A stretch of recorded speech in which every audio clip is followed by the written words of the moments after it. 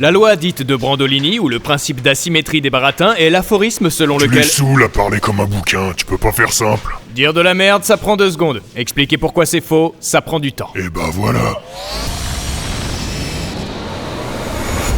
Mépriser un électeur du RN qui n'a pas de diplôme, qui ne comprend pas grand-chose à la politique, à l'économie ou à la logique en général, c'est du mépris de classe.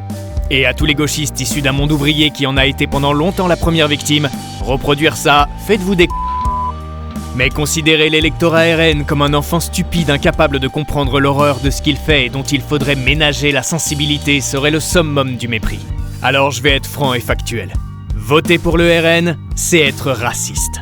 Depuis le temps que toutes les personnes concernées dénoncent un racisme systémique en France, ce 30 juin 2024, 10 800 000 Français leur ont donné une preuve de plus que le combat contre la haine est loin d'être terminé. Alors désolé les papas, les mamans, les tontons, les tatas, les cousins, les cousines, les frères, les sœurs, les amis, les collègues qui ont voté RN. On vous aime quand même. Mais vous êtes des putes de racistes. C'est franc et factuel. Voter pour le RN, ce n'est pas être anti-système. C'est être le pigeon du système qu'ils prétendent combattre. La couverture médiatique extraordinaire de l'extrême droite, sa dédiabolisation, la création d'un sentiment d'insécurité dont l'étranger serait responsable même chez des gens qui n'en ont jamais croisé un. Comment croire qu'un riche héritier qui a vu sa fortune passer de 2 milliards à 11 milliards voudrait changer ce système ?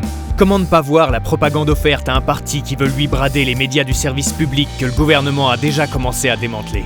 Ouais, mais à la télé, ils disent que la gauche, elle est antisémite. L'antisémitisme est partout. Mais dénoncer un massacre perpétré par un gouvernement d'extrême droite n'est pas antisémite. Par contre, tenir une librairie négationniste et antisémite comme le candidat RN Frédéric Boccaletti, par ailleurs condamné pour violence en réunion avec armes, c'est antisémite. Arborer fièrement la casquette de ceux qui ont déporté et tué des millions de juifs comme l'a fait la candidate RN Ludivine Daoudi, c'est antisémite. Ouais, mais à la télé, ils disent que la gauche, elle va augmenter nos impôts. Le nouveau Front populaire veut taxer les riches. Tu gagnes moins de 4 000 € net, tu seras moins taxé. T'es au SMIC, tu seras augmenté. T'es un petit patron, tu seras aidé. Ne vous laissez pas avoir par les mensonges d'un Premier ministre qui ne sait plus quoi faire pour essayer de discréditer un programme validé par un prix Nobel d'économie. Je pourrais aussi parler de l'absurdité du délire autoritaire du RN alors qu'on n'a jamais mis autant de gens en prison et qu'on voit bien que ça ne règle absolument rien. Ou de leurs propos anticonstitutionnels visant à punir les binationaux. J'ai moi-même la double nationalité, et je défendrai toujours la France contre le fascisme. Mais au final, ce genre de palabres perçues comme venant d'une élite intello-écolo-wokiste pro-LGBT islamo-gauchiste ne convaincra jamais un électorat RN qui, pour beaucoup d'entre eux, n'aime juste pas les Noirs et les Arabes. Et les Juifs. Et les homos. Et les trans. Et les personnes en situation de handicap. Et les pauvres. Et les femmes.